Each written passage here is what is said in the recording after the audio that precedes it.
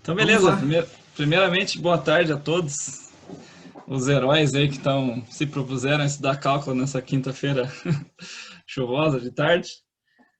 Então, vou contextualizar um pouquinho para vocês qual que foi a ideia da gente fazer essa imersão. Então, como todos sabemos, cálculo não é uma das matérias mais fáceis.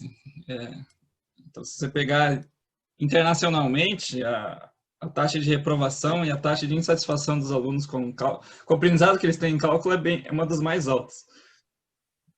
Mais grave do que isso é que, para muitas disciplinas, especialmente para o curso de economia, cálculo é fundamental para a gente entender toda a parte que vem depois. Então, micro, macro, própria econometria, estatística, cálculo vai ser a base ali, o chão de fábrica, vamos dizer assim, para a gente ter o um entendimento de como a teoria econômica tá estruturada.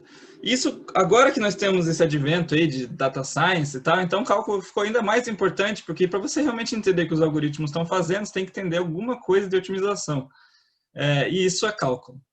Então, a nossa ideia foi exatamente proporcionar para os alunos uma imersão, assim, um jeito que vocês consigam relembrar, talvez, para aqueles que já fizeram cálculo, ou ter o primeiro contato, para quem não fez ainda, com os principais conceitos de cálculo. Então, o que é o cálculo? Isso aí é uma nota histórica bem rápida aqui. Então, para quem não sabe, o cálculo foi inventado por dois indivíduos, o Isaac Newton e o Leibniz. Inclusive, a fofoca que dizem que o Newton roubou do Leibniz o cálculo, mas o, a história assim oficial é que o Newton desenvolver o cálculo para resolver os problemas das leis da física que ele estava propondo, né? Caiu a maçãzinha na cabeça dele, ele estava tentando falar, pô, como é que eu vou descrever a órbita dos planetas? Como é que eu vou descrever como as coisas se comportam? Essas leis naturais, né? Aquela ideia que o mundo está escrito em leis matemáticas, que é uma coisa que o Galileu falou e o Newton foi lá e falou, pô, então eu vou descrever o comportamento da gravidade, dessas coisas, das forças, através da matemática. Só que na época dele a matemática não era tão desenvolvida assim para conseguir fazer as coisas que ele precisava. Então ele, como humilde que era, falou, então eu vou desenvolver um novo ramo da matemática aqui que consiga resolver minhas perguntas, e é assim que nasce o cálculo. Então essa história é mais legal que a história do Leibniz, embora eles descobriram ali na mesma época, mais ou menos, as principais ideias. E o que é cálculo? Cálculo basicamente é um estudo de taxas de mudanças, taxas de variação. Quando você quer entender o que as coisas mudam, como as coisas mudam, a gente estuda cálculo. Então, no contexto do Newton, exatamente estava relacionado ao tempo. Então, como é que as coisas mudam à medida que o tempo passa? Então, aí o Jackson está mostrando ali o livro do Leibniz. Então, à medida que o tempo passa, como que se comporta sei lá, a posição de uma estrela no céu? Então, isso é uma pergunta de cálculo, uma pergunta como as coisas que a gente chama de dinâmica, né? Como que as coisas evoluem ao longo do tempo, né? A gente vai falar um pouquinho da questão da epidemia também. É um problema que envolve cálculo, porque é um problema que envolve uma dinâmica, né? Dinâmica ao longo do tempo da evolução do número de infectados. A gente vai ver como que a gente pode pensar isso matematicamente. Então, minha ideia vai ser nessas duas. Eu vou dar os dois primeiros encontros, o Rodolfo vai dar os outros quatro. A minha ideia, a função que me coube aqui é falar um pouco de funções. E funções, eu vou tentar convencer vocês que funções são fundamentais para a nossa vida. Sim, assim, a gente não precisa saber funções para viver.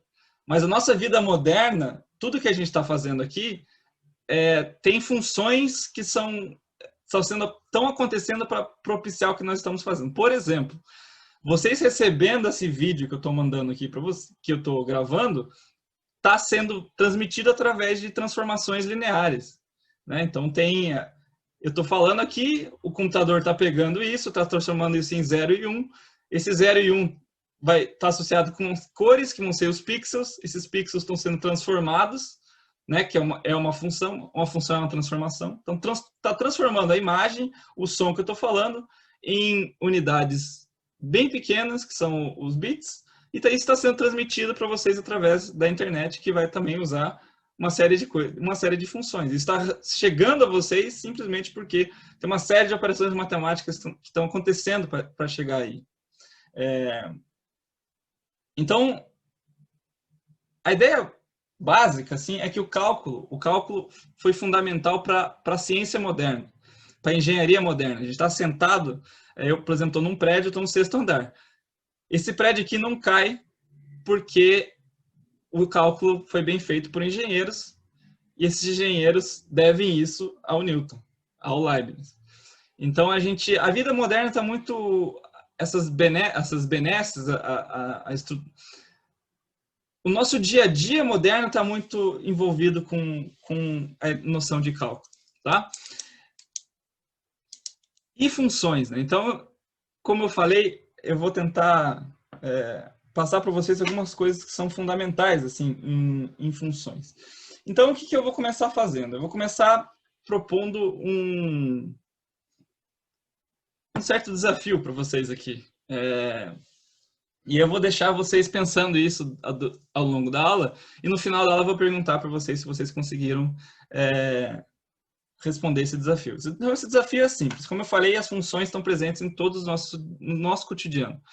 Então, uma das coisas bem importantes de funções é o que a gente chama de criptografia.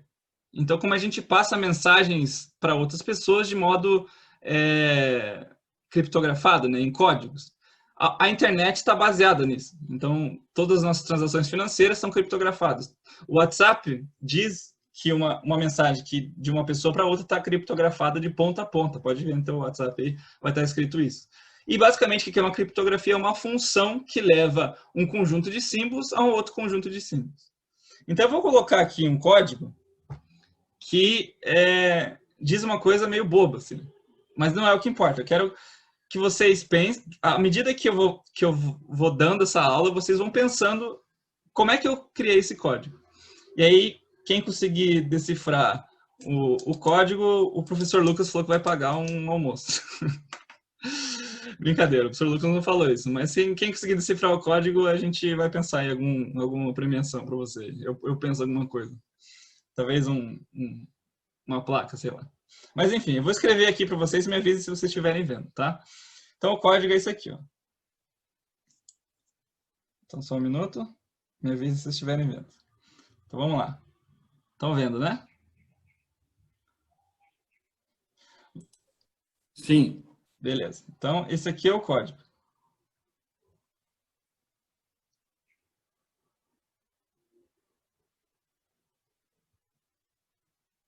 Tá com um certo delay aqui, mas... Beleza? Então esse aqui é o código. Então quem desvendar esse código aqui vai ganhar uma placa. Certo? Então por que eu comecei a aula fazendo isso? Porque isso aqui, para criar esse código, eu fiz uma função. Eu usei uma função para criar esse código. Na verdade, eu usei duas funções.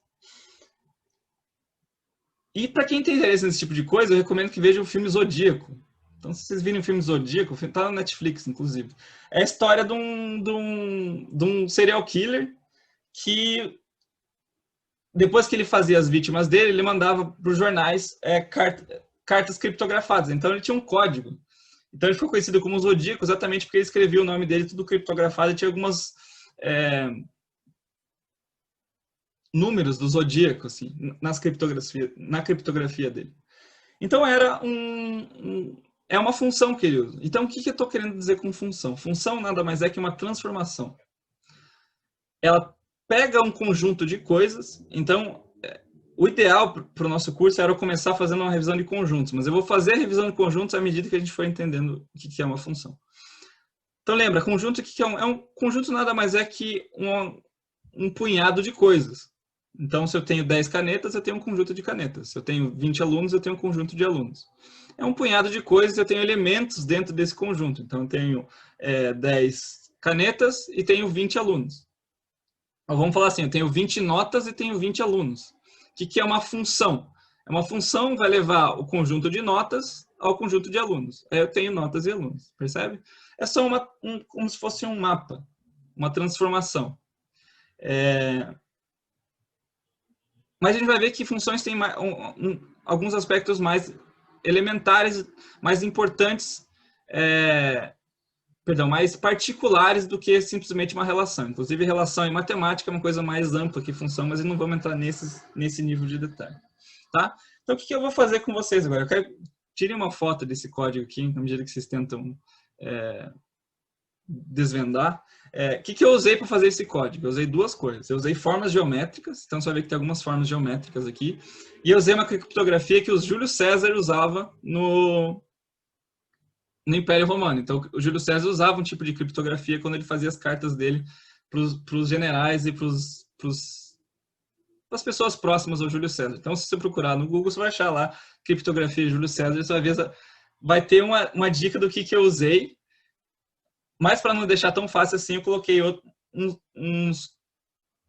umas formas geométricas, que também vão estar associadas a uma função que eu fiz. Então, basicamente, o que eu fiz? Eu peguei o alfabeto, o nosso alfabeto, e fiz duas funções deles. Uma função que vai levar as formas geométricas e uma função que vai levar a criptografia do Júlio César, que depois eu vou explicar para vocês. Beleza? Então, tirem uma foto aí que eu vou manter isso aqui. O que eu quero mostrar para vocês agora? O que eu quero mostrar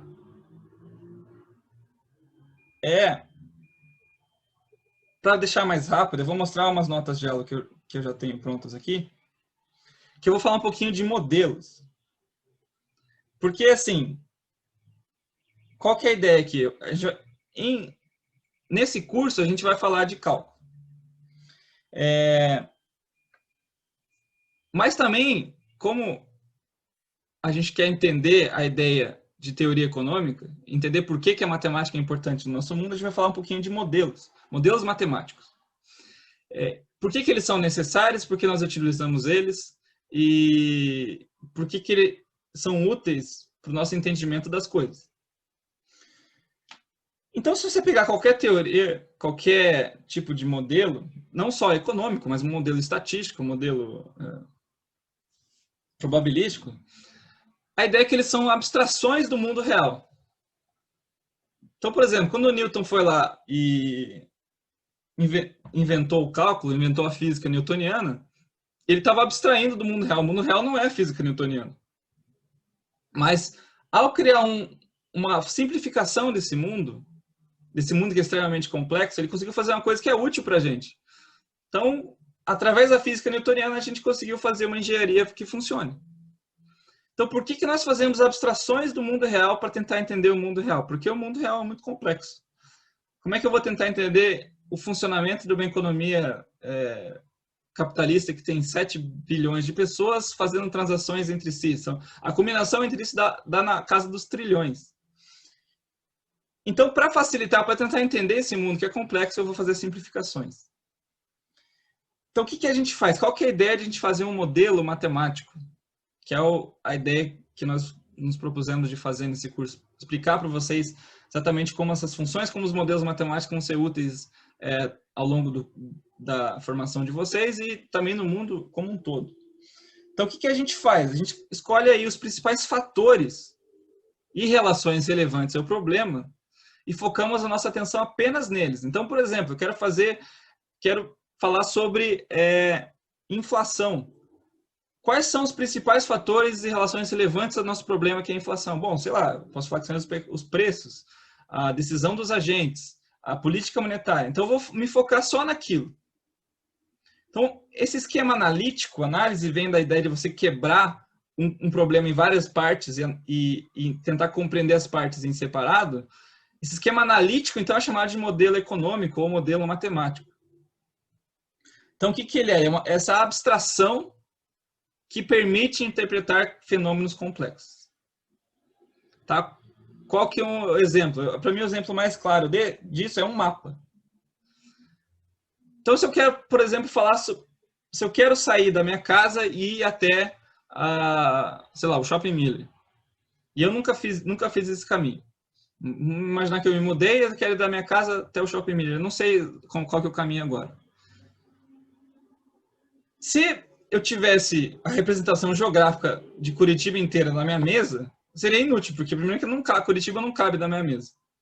Então, eu preciso de uma simplificação, uma abstração de Curitiba, para tentar olhar para essa abstração e saber como é que eu me localizo nela. Então, o mapa de Curitiba não é Curitiba. O modelo matemático, o modelo econômico não é a realidade.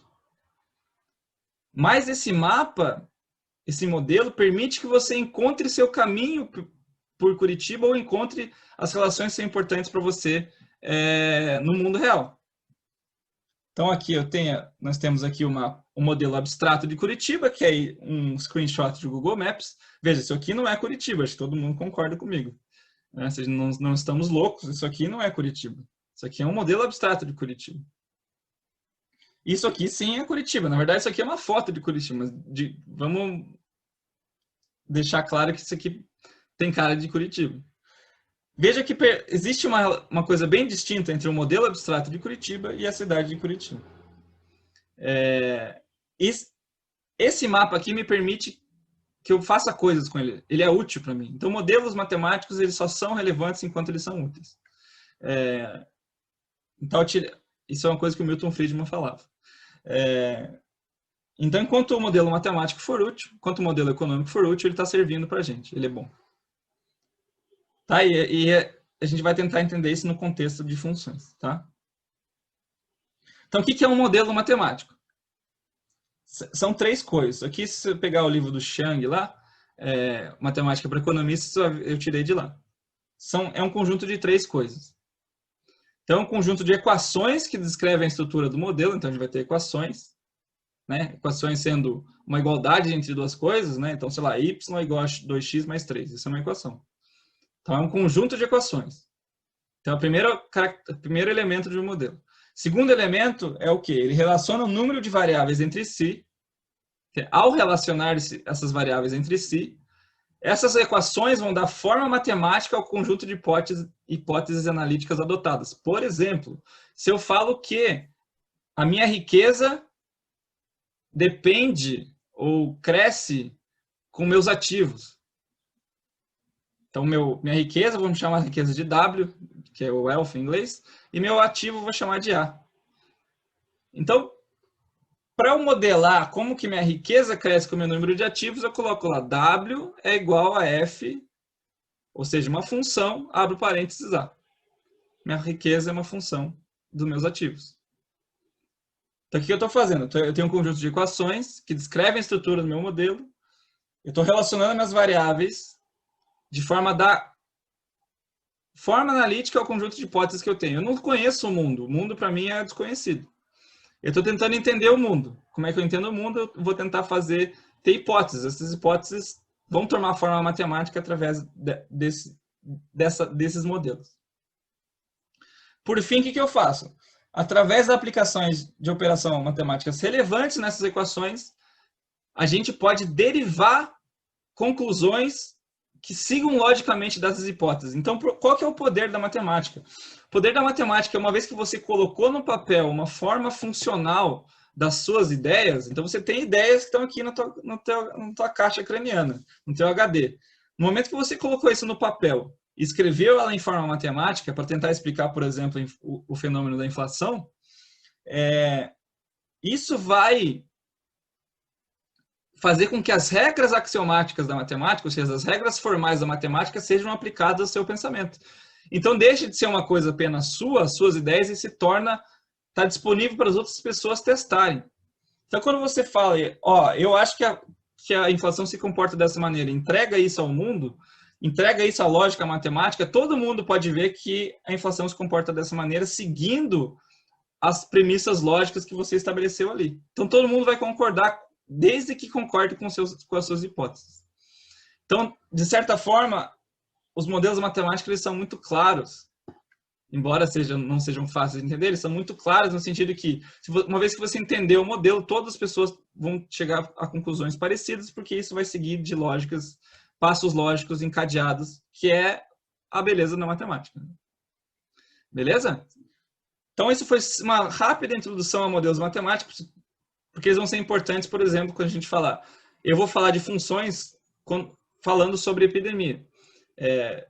o Rodolfo possivelmente vai falar de funções falando de contexto de minimização de custo, maximização de lucro. Eu vou falar um pouquinho sobre isso também, mas, por exemplo, quando eu estou fazendo um modelo matemático sobre epidemia, isso não é como a epidemia evolui com certeza. É minha ideia de como isso evolui. E isso vai estar suscetível a todo o instrumental lógico que é necessário para entender o encadeamento lógico que vai seguir dessas minhas hipóteses básicas de como eu acho que a epidemia evolui. Beleza? Perguntas aqui até agora nos modelos? Certo. Se não temos perguntas, eu vou começar a falar das funções propriamente ditas. Lembra ainda da criptografia aí que tá valendo ainda o nosso desafio. Então, eu acho que eu vou fazer aqui em vez de abrir um quadro, eu vou começar aqui que eu acho fica mais bonitinho. Todo mundo lembra do código? Ou querem que eu coloque de novo? Tá de boa? Então tá. Então vamos começar aqui a falar sobre funções. Me vê se vocês conseguem ver, acho que está um pouquinho claro aqui, né? Deixa eu fazer assim. Aí. Então o tópico de hoje, de semana que vem, vai ser funções. O que são funções? Tá? A gente pode chamar... Tem várias maneiras de definir uma função, eu vou falar alguns exemplos de funções. A gente já falei algumas aqui. Então, a função pode ser considerada um mapa. O que é um mapa? Né? Ele transforma uma coisa em outra. Correto? É um mapa de Curitiba para o papel. Isso é uma tradução, talvez. Né? A gente pode falar nesse sentido. A gente pode entender também como uma transformação. Então, uma função transforma. Então, por exemplo, se você coloca laranjas numa fábrica, vai sair suco de laranja. Isso é uma transformação. O que está acontecendo dentro daquela fábrica é uma função. É uma transformação. Tá? Eu estou dando modos intuitivos de entender função, porque depois eu vou dar a definição precisa. Tá? A gente pode entender também como uma relação. Então, uma relação entre duas coisas. Na verdade, o conceito de relação é mais amplo que função. Então, toda função é uma relação, nem toda relação é uma função. Tá? Sempre tem essas jogadinhas para não perder a graça.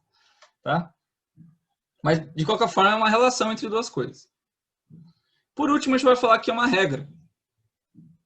É uma regra de transformação. Uma regra que leva uma coisa a outra. Tá? Então, minha letra está excepcionalmente ruim hoje, mas eu vou melhorar um pouquinho. Tá? Então, são esses 4 jeitos de entender o que são funções. E eu vou dar alguns exemplos aqui de funções para a gente já ir pensando, se acostumando com essa nomenclatura. Então, qual que é um exemplo típico, canônico em economia? Eu quero saber o custo de produzir whisky, sei lá. Então, qual que é o custo de uma fábrica? Então, uma fábrica de whisky. Qual que é o custo mensal dessa fábrica? Então, a gente pode... Lembra, a gente está fazendo um modelo matemático aqui. Então, eu posso falar que o custo total dessa fábrica, ele vai ser... Então, esse símbolo aqui é importante, eu vou até fazer porque isso aqui vai ser... Vocês vão ver muito nas suas carreiras matemáticas, mas isso aqui significa implica. Ou então. Então, estou falando basicamente, o custo total então... O que é o custo total? Custo total, que eu vou chamar de CT, ele vai ser uma função da quantidade. Então, isso aqui é o custo total. Então, eu vou fazer aqui em vermelhinho para a gente manter a padrão de cores aqui. Então, isso aqui é o custo total. E eu estou falando que esse custo total depende da quantidade produzida. Então, isso aqui é a quantidade. O que eu fiz aqui? Eu fiz um modelo matemático sobre o custo total de uma fábrica. E, nesse contexto, que eu estou fazendo? Lembra que o modelo matemático tem 3 elementos. Eu estou fazendo o segundo elemento aqui. Estou pegando um conjunto de hipóteses que existem na minha cabeça. Eu acho que o custo depende da quantidade produzida. E estou transformando isso numa relação. Em figuras matemáticas, que é CT, abre parênteses, Q. Custo total é uma função de Q. Só que isso aqui está bem geral ainda. Não dei nenhuma forma funcional para esse custo aqui. Então eu posso falar, por exemplo, que o custo total vai ser alguma coisa dessa maneira aqui. Q ao cubo, deixa eu manter a Q ao cubo, mais 2Q quadrado, mais 10. Certo? Então o que eu fiz agora? Agora eu tenho uma forma funcional de como é que se comporta o custo total de uma fábrica. É um modelo matemático que eu criei, inventei agora na minha cabeça. Claro, inventei baseado no que eu estudei, mas assim, isso veio da minha cabeça agora.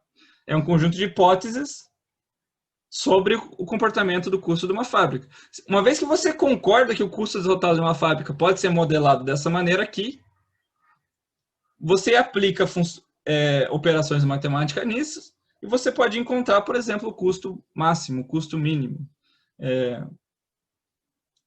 Quando que eu minimizo o meu custo?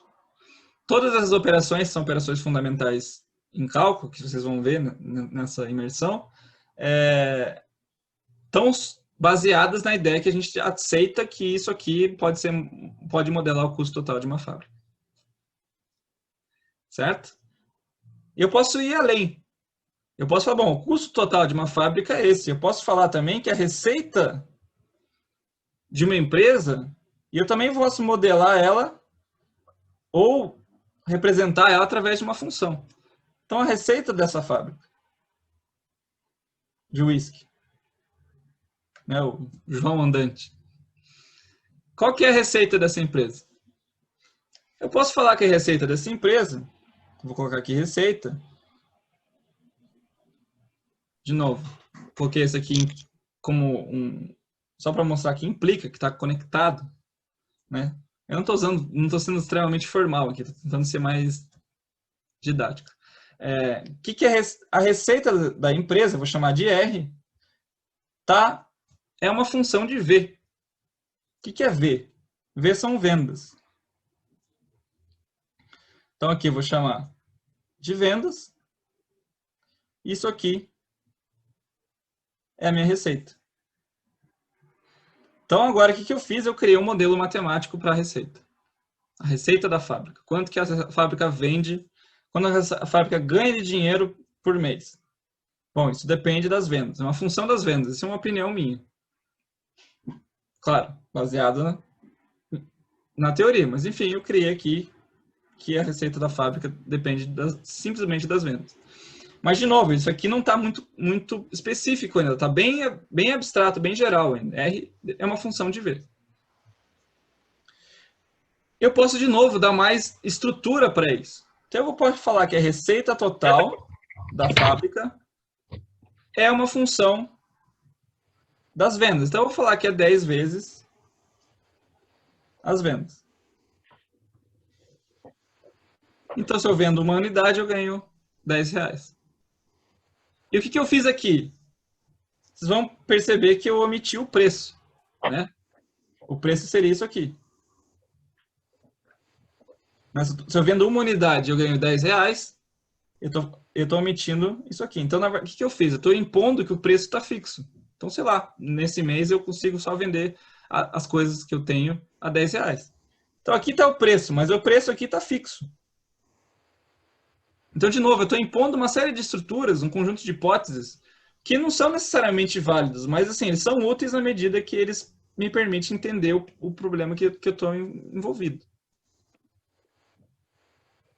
Então, se eu vendo, por exemplo, 100 unidades, eu vou ganhar 100 vezes 10, R$1.000 de receita. Tá? Mas para não deixar muito confuso, vou apagar isso aqui. Vamos imaginar que é 10 vezes V. Então, olha que interessante aqui eu já tenho. Já tenho uma função para o custo total de uma fábrica e tenho uma função para a receita dessa fábrica. Eu já vou definir função com mais clareza. Estou mostrando o que é possível fazer com ela. Juntando essas duas coisas, o que eu posso fazer? Eu posso ter o lucro de uma empresa. O lucro dessa fábrica. Então, eu vou falar que o lucro dessa fábrica, o lucro da fábrica, o que é? Eu vou falar, para mim, o lucro é receita menos custo. Então, eu vou chamar os economistas gostam de dar nomes complicados para as coisas. Né? Então, em vez de falar lucro, L usa pi. Então, pi, que é o lucro, vai ser uma função da quantidade produzida ou vendida. Isso aqui é igual a receita menos o custo. Pronto, eu tenho uma função para o lucro da fábrica. Se você concorda com isso ou não, é outra história. Você pode não concordar com isso. A questão é, uma vez que você colocou isso aqui no papel e você concorda com as hipóteses, você tem que um pouco concordar com as conclusões que nós vamos tirar disso. Eu acabei de criar um modelo matemático aqui para o lucro de uma fábrica. De uma maneira bem rápida e simples. E esse é o poder das funções. A gente entender coisas complexas com símbolos abstratos que podem ser manipulados e tem regras para isso, que são as regras matemáticas. Tá, então vocês vão notar aqui que eu usei receita de vendas aqui, receita de como uma função da quantidade aqui, mas vocês concordam comigo que a quantidade produzida, né, pode ser muito parecida com a quantidade vendida. Tá? Então isso aqui foi só um exemplinho rápido de uma coisa que, para quem vai fazer economia, por exemplo, vai ser o dia a dia, né? Calcular esse tipo de coisa. Mas, claro, se você não faz economia, se faz outro curso, eu acho que é interessante você saber calcular o lucro, o custo, a receita da sua empresa. Por que eu falei que isso aqui é a base de muita coisa? Bom, se você quer trabalhar com ciência de dados, se você faz um modelo matemático do custo de uma fábrica, você pega esse modelo aqui e você pega os dados históricos que você tem na sua empresa, onde você trabalha, e você tenta ver se isso aqui faz sentido com os seus dados. Isso aqui é o que a gente faz econometria, mas econometria, como tem ficado uma coisa um pouco mais associada à academia, no setor privado se fala mais em ciência de dados, isso aqui é um problema de ciência de dados. Se você pegar e pensar como é que está se comportando o custo da minha empresa, como é que está se comportando a receita da minha empresa e o lucro da minha empresa, você pode pegar os dados históricos que você tem e utilizar as ferramentas de programação, de análise de estatística de dados para entender isso. Tudo isso vai estar como base essas funções elementares que nós vamos discutir hoje e semana que vem. Beleza? Perguntas? Até agora? Então, dada essa introduçãozinha, a gente vai começar a falar de maneira mais formal agora, que é exatamente o que é uma função, que diabos é, que raio que o parto é uma função. Então, a função é uma coisa bem específica. Então, a gente vai para a primeira definição do nosso curso. Então, definição. E eu vou definir aqui para vocês o que são funções. Então, uma função, que vamos chamar de f, é uma lei. Então, outro jeito de falar isso, é uma lei, uma regra, uma transformação. Mas vamos colocar uma lei aqui. E aí, ó, que associa, tão importante, isso aqui associa cada elemento, lembra que eu falei dos conjuntos? Cada elemento x, então x é um elemento que eu estou dando nome aqui, em um conjunto D. Então, conjunto, lembra, é um agregado, um punhado de coisas. Então, é cada elemento X, ou seja, alguma coisa dentro desse punhado de coisas. Então, uma função é uma lei que pega alguma coisa dentro desse punhado de coisas. E o que ela faz? Ela associa isso a exatamente, então essa palavra é importante, exatamente, um elemento f de x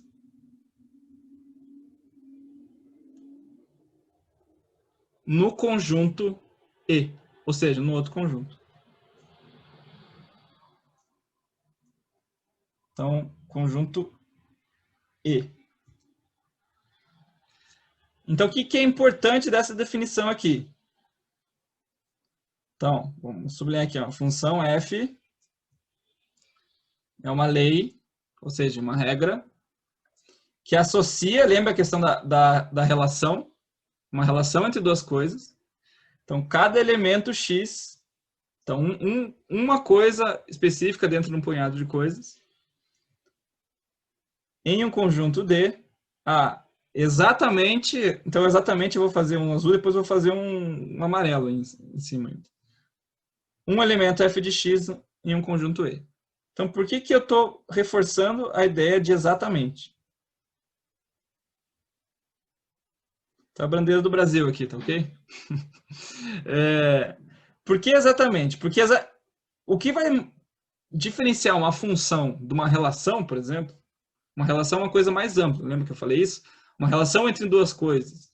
Eu posso ter a relação entre um conjunto X e um conjunto D e um conjunto E. Uma função, ela pega um elemento X, ou seja, uma coisa no conjunto D, e leva exatamente uma coisa no conjunto E. Então, essa lei que transforma X, transforma D em E, mas é 1 a 1. Tá? Eu acho que fica mais claro se a gente fizer um desenho. O desenho vai ficar mais simples. Para, tipo, a gente fixar isso. Então, antes de começar a falar exatamente o que significa cada coisa aqui nessa definição, eu vou fazer o desenho, que é o diagrama de flecha das funções, que eu acho que vai ficar mais claro. Então, o que eu estou querendo dizer com essa definição aqui? Eu estou querendo dizer o seguinte. Imagina que isso aqui é um conjunto. Tá? É o conjunto D. Então, aqui é um punhado de coisas que tem dentro desse conjunto aqui. E dentro desse conjunto aqui, que eu chamei de E, tem outro punhado de coisas. Esse aqui tá meio feio, isso aqui. Então, deixa eu fazer de novo. Aqui temos o conjunto E, que também é um punhado de coisas. O que a função faz? Bom, eu tenho aqui coisas dentro desse conjunto. Então, aqui tenho aqui X, tenho aqui, sei lá, vou chamar A, tenho aqui B, elementos desse conjunto, coisas estão dentro desse conjunto. E aqui eu tenho f de x, aqui eu tenho f de A, e aqui eu tenho f de B. São coisas nesse outro conjunto. O que é a função? O que é a função? A função é exatamente isso aqui, ó. Essa lei, então vou fazer na mesma cor aqui. Essa lei que associa x a f de x. Então ele pega x aqui e leva aqui, em f de x. Ele pega A e leva aqui em f de A. E ele pega B e leva aqui em f de B. Ou seja, uma função é uma lei que associa cada elemento x em um conjunto D a exatamente um elemento f de x em um conjunto E. Tá vendo essa lei aqui? Ó? Essa é a função. Essa transformação que leva uma coisa em outra. Então, no contexto da criptografia que eu comecei a aula, o que eu fiz? Eu peguei um conjunto de letras e fiz uma lei que leva esse conjunto de letras a um conjunto de outras letras. E isso é um código. O que é, por exemplo, uma função lucro? Uma função receita. Uma função receita é uma coisa que leva a quantidade, que é um conjunto de coisas, a um valor monetário, que é a receita. Então, é uma função que leva cada quantidade está associada a uma receita. Percebe? Então, é uma transformação. Então, veja que cada flecha aqui, ela vai conectar um elemento de D com apenas um elemento de E. Então, exatamente um elemento. Isso aqui é o que faz disso uma função. Se eu tivesse, por exemplo, Eu não vou desenhar, só vou fazer com o cursor aqui para vocês verem. Se eu tivesse B, além de ser do B sendo levado a F de B, eu levasse o B a F de A, também, então eu tivesse duas flechinhas aqui, eu já deixaria de ter uma função, eu teria uma relação. Então, quando eu tenho um elemento de um conjunto sendo levado a exatamente outro elemento em outro conjunto, eu vou ter uma função. Beleza? Ficou claro isso? Ou tem alguma dúvida?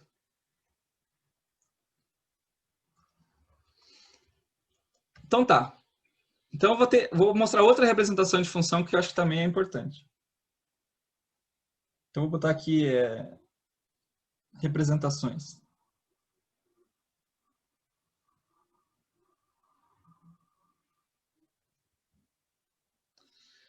Então essa aqui é a primeira. A segunda representação é uma representação que os engenheiros costumam gostar, que é a seguinte. Então vou botar aqui 1 e aqui 2. O que a gente pode pensar que é uma função? Lembra que eu falei que é uma transformação? Então eu posso imaginar que a função é uma maquininha. É como se fosse uma maquininha mesmo. Então eu tenho aqui um x. E eu vou colocar esse x. Vou fazer esse x passar por uma maquininha. Então eu vou desenhar uma maquininha aqui. Então eu tenho aqui, ó. Vocês vão ver que minhas capacidades de desenho são muito elevadas. Então eu tenho essa máquina. Parece um moedor de carne, né?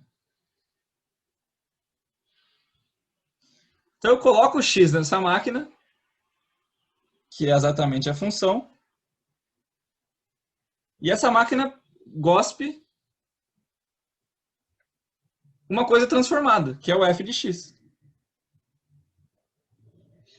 Então eu tenho uma coisa, passo essa coisa numa função, ela vai se tornar outra coisa. Então a gente pode falar aqui de entradas e saídas. Em inglês fica melhor que é input-output, que é uma coisa de entrada e uma coisa de saída, né? Um processo inicial e um resultado. Mas em português fica entrada e saída, eu acho que é o mais claro. Então eu tenho uma entrada, que é o x, e eu tenho uma saída, que é o f de x, né? A entrada seria a carne, pedaço de carne, e a saída seria a carne moída, o f de x. O que é o f? É exatamente um moedor de carne, uma transformação. É uma função. Tá? Vocês veem que eu estou esticando o exemplo aqui, mas acho que vocês conseguem perceber aqui que eu estou falando com transformação. Eu pego um conjunto de números e levo em outro conjunto de números. Esses números, quando eu levo a exatamente um número desse conjunto a exatamente outro número desse conjunto, eu tenho uma função. Beleza? Então, qual que é o exemplo que eu dei aqui? Ali em cima. Bom, eu tenho uma quantidade produzida. Aqui. Então, vou botar aqui Q. Então, eu coloco esse Q nessa máquina.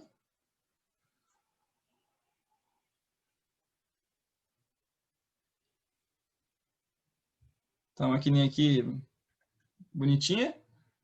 Que eu vou chamar de C ponto, porque é a minha função custo. E o que essa máquina me gospe? Ela me gospe C de Q, que é exatamente o custo por quantidade. Então, eu tenho uma entrada, que é a quantidade produzida. E eu tenho aqui a saída, que é o custo. Custo total. Então, são duas maneiras de representar funções que eu acho que são as mais clássicas. Beleza? Alguma dúvida até agora? Léo, Oi. você consegue acompanhar o chat por aí? Que tem alguns pedidos assim. Não estou vendo. Ah, tá. Ah, tá, veio aqui. Passa o código de novo. Ah, foi mal, agora eu tô vendo. Eu acho que essa foi a única observação, assim, o pessoal está aqui até elogiando ali, tá, mas foi só o Samuel que pediu o código de novo. Mas vai tocando, Lucas, qualquer coisa aqui, Lucas, Frota, qualquer coisa que a gente te avisa, mas vai tocando. Tá, não, beleza. Eu vou... Até para não ficar te interrompendo, que o raciocínio está muito legal, assim, a linha de raciocínio, né? Então a gente vai evitar de ficar te interrompendo. Tá, eu vou passar o código rapidinho aqui para quem não pegou. Então, ó, o código é esse aqui, ó, D. Esse aqui não é um I, tá? É uma barra vertical. W, P, outra barra vertical, Q. Isso aqui é uma forma geométrica com 5 lados. Então, 1, 2, 3, 4, 5. Isso aqui é um U, R. Isso aqui são 2 barras. Isso aqui é um L. Isso aqui é um Q. Tá? Para quebrar o código, você precisa saber que eu tenho 2 transformações aqui. Uma que leva o alfabeto nele mesmo, que é a criptografia de César. E a segunda é que eu estou levando o alfabeto a um conjunto de formas geométricas. Beleza? Então esse é o código.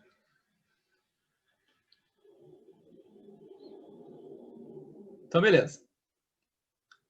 Seguindo nessa linha, a gente tem algumas definições importantes que são necessárias para a gente entender funções e ir à frente com funções. Então, eu vou fazer essas definições, que às vezes matemática é muita definição, mas tem algumas que não tem como escapar.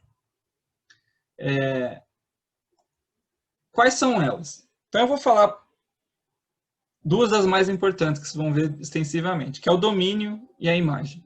Então, o que é o domínio da função? O domínio da função é o conjunto de todas as entradas possíveis. Então, tudo que é possível que eu coloque dentro dessa máquina é o domínio. Então, quando a gente for para o eixo cartesiano, isso vai ficar mais claro, tá? Mas, assim, eu estou tentando primeiro pensar de uma forma mais ampla. Tipo, não focado exatamente no plano cartesiano, no gráficozinho, porque eu acho que daí fica mais fácil. Então, tudo que é possível que eu coloque dentro dessa função. Então, é o conjunto de todas as entradas disponíveis. Então, vou escrever aqui. Todas as entradas disponíveis. Bom, se o domínio é o conjunto de todas as entradas disponíveis, agora imagine que eu estou olhando num espelho. E eu estou fazendo coisas no espelho. O espelho é uma imagem minha, certo? Ele não é exatamente... Não sou eu. Né? É uma imagem minha. Mas vocês concordam que o que acontece no espelho depende do que eu faço.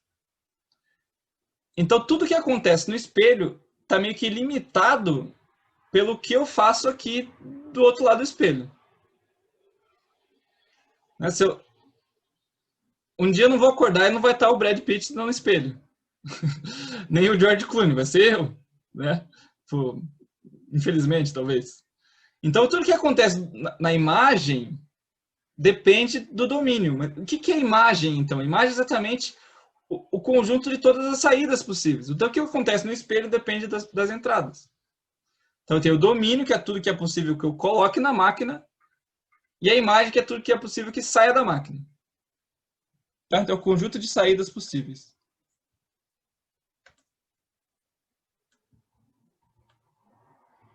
Isso aqui vai ser bem importante quando a gente, especialmente, quer dizer, tudo que a gente vai usar a função, a gente vai precisar ter esses conceitos bem sedimentados. Assim.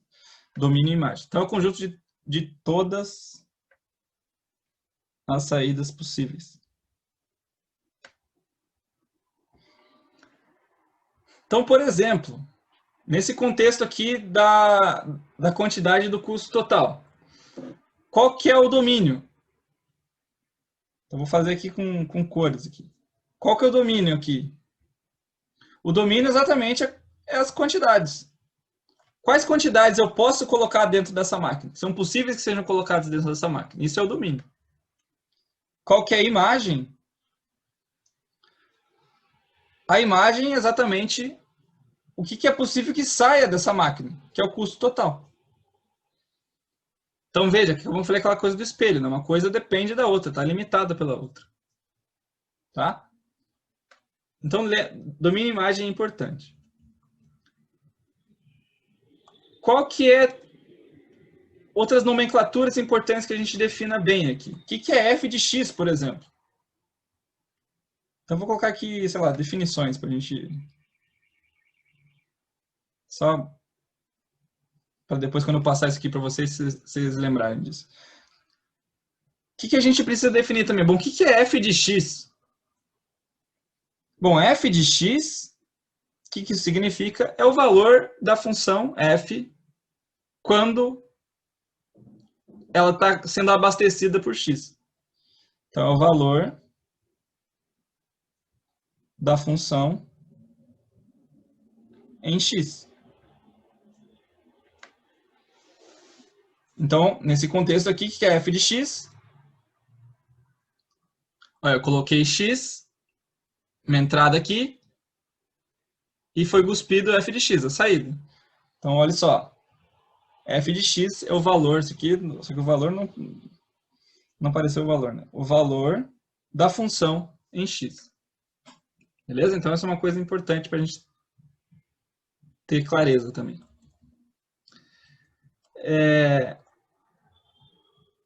E aí, em geral, a gente pode chamar isso aqui também, aí vocês vão encontrar isso em alguns lugares, então já estou acabando minhas cores aqui. Nesse contexto, é comum que você chame esse x aqui de variável independente, porque ela não depende de nada, né? Ela está sendo colocada ali, independente.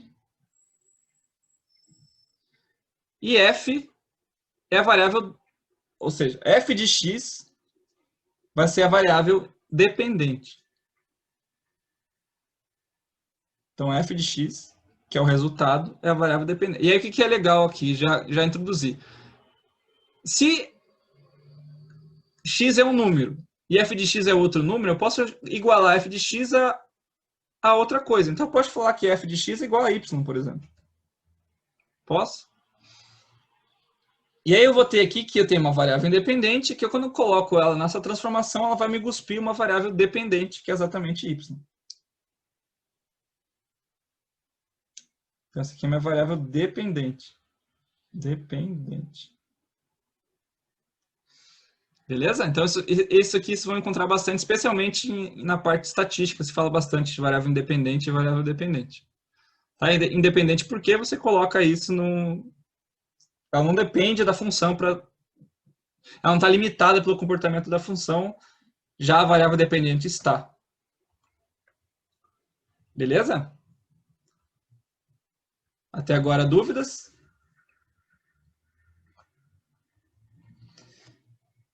E aí, bom, se não tem dúvida, a gente pode começar a deixar mais interessante. Então, a gente vai falar um pouquinho de gráficos de funções. E aí a gente vai falar um pouquinho, vai ficar um pouquinho mais técnico, algumas definições que nós vamos usar, mas vai ser importante até para a gente perder um pouco o medo com alguns conceitos matemáticos. É interessante que uma das coisas que as pessoas que dão matemática há bastante tempo percebem, assim, não é o meu caso, né, mas eu li alguns artigos sobre professores que dão matemática há anos, há décadas, às vezes, é que existe, às vezes, a pessoa sabe o que está acontecendo, mas ela tem uma certa intimidação com o jeito que está escrito, a linguagem matemática. Então, eu vou tentar, toda vez que eu passar alguma definição matemática aqui, eu vou tentar traduzir para vocês o que significa em português. Porque esses símbolos matemáticos que parecem difíceis, na verdade, eles são... se você tem um dicionário, você entende eles. Então, eu vou tentar criar essa maturidade também. Acho que um dos fatores importantes de um curso de cálculo introdutório é a gente ganhar um pouquinho mais de maturidade matemática mesmo, para depois, quando a gente for querer entender coisas um pouquinho mais complicadas, a gente não ter medo de ver símbolos. Os símbolos não tem nada de assustador neles. É só, para você entender um símbolo, você precisa de um dicionário. É a mesma coisa com uma língua. para você entender o português, A, B, C, D e E, aquilo é uma linguagem que foi feita por alguém. Então, você precisa que alguém explique o que significa o B.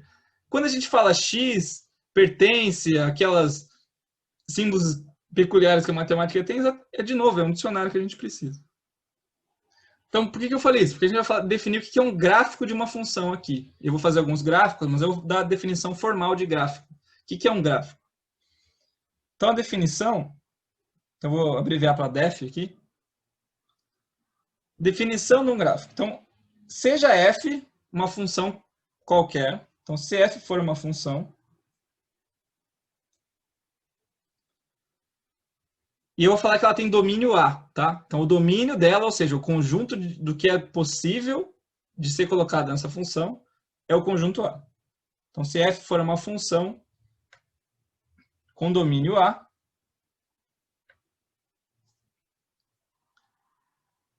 o que é o gráfico? Então, seu gráfico... Então, a gente vai ter a primeira definição do que é um gráfico mesmo. Será o conjunto, lembra que a função leva um conjunto em outro, o conjunto de pares ordenados. Isso é importante, eu vou explicar que são pares ordenados também.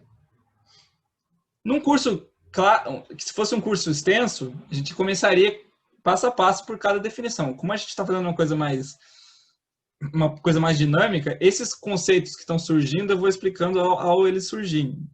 Então, será o conjunto de pares ordenados. E aí eu vou colocar o primeiro mathematics aqui.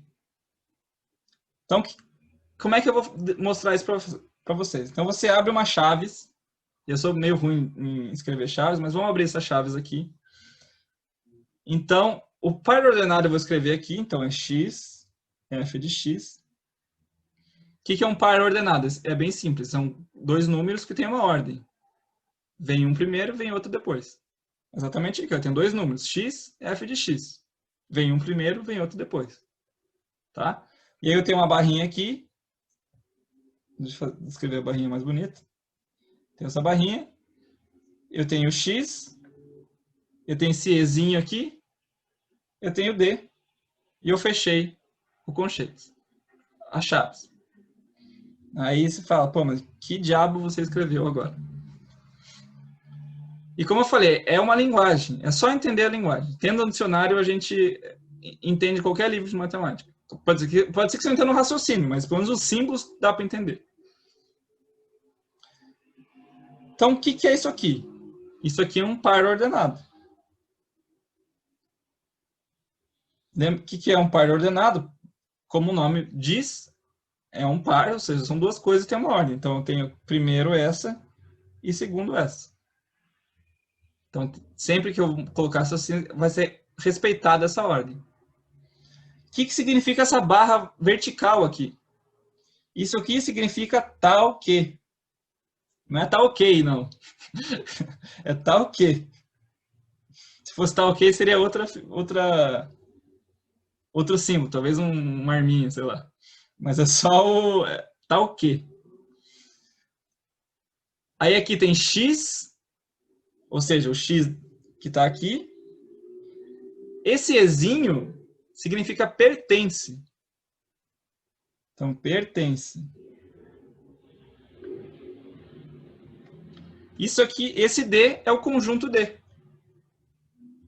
Então, esse aqui é o conjunto D. Então, olha o que eu estou falando. Eu estou falando em português, né? Se f for uma função com domínio A, então seu gráfico será o conjunto de pares ordenados. Aí eu abri uma definição aqui. O que isso quer dizer? As chaves estão mostrando que eu estou fazendo uma definição matemática. Então eu estou falando aqui, ó, x é f de x, ou seja, do par ordenado, tal que x pertence ao conjunto D. Certo? Aí pode ter um o quê? Vou falar de novo. Na verdade, eu vou escrever com vocês. Mas percebam, é simplesmente uma questão de ficar habituado à nomenclatura. Então, em palavras. que a gente quer dizer com isso aqui de cima? O gráfico de f, ou seja, o gráfico da função f, consiste em todos os pontos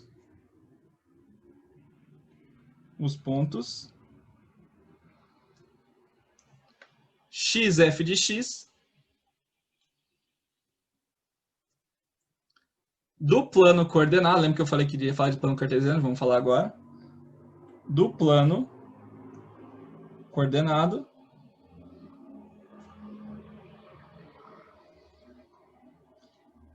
tais que, ó, lembra do tal que? Tais que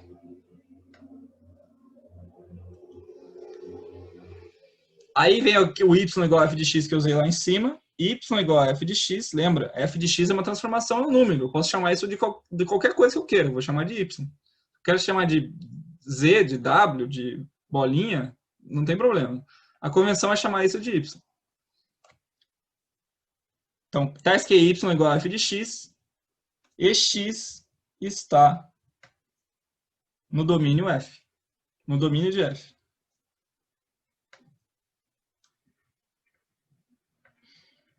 Então, essas duas coisas são a mesma coisa.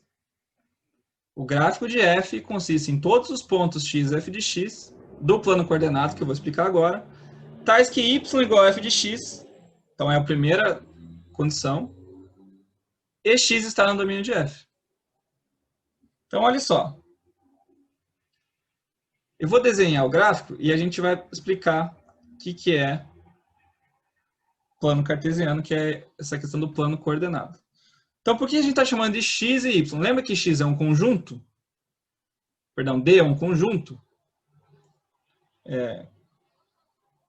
A imagem é outro conjunto. Então, se vocês lembram, vocês já devem ter feito isso extensivamente, é comum a gente fazer esse gráfico aqui, que a gente chama do eixo x e o eixo y. Mas isso aqui não é precisamente correto, porque não é o eixo x e o eixo y. Isso aqui é o eixo dos x e o eixo dos y. Ou seja, o eixo das ordenadas... É ordenadas? É.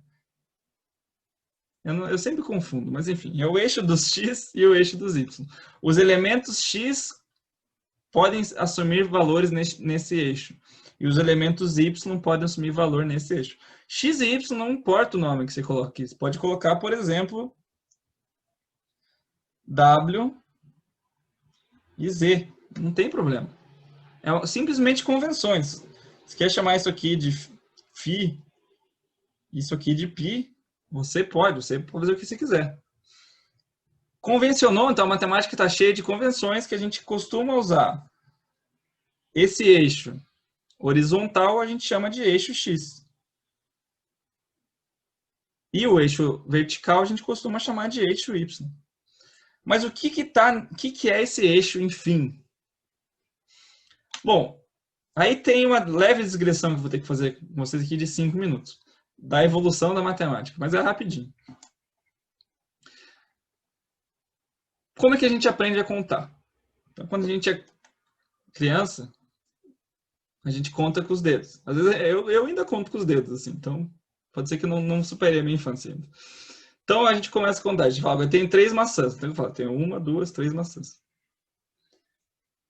Quando eu estou associando uma coisa com outra, eu tive sorte aqui que apareceu o YouTube do IMPA aqui, mas não foi para eu dar respeitabilidade pro professor, não, foi sorte mesmo. Como é que eu vou contar? Tenho 3 maçãs, então eu tenho 1, 2, 3 maçãs.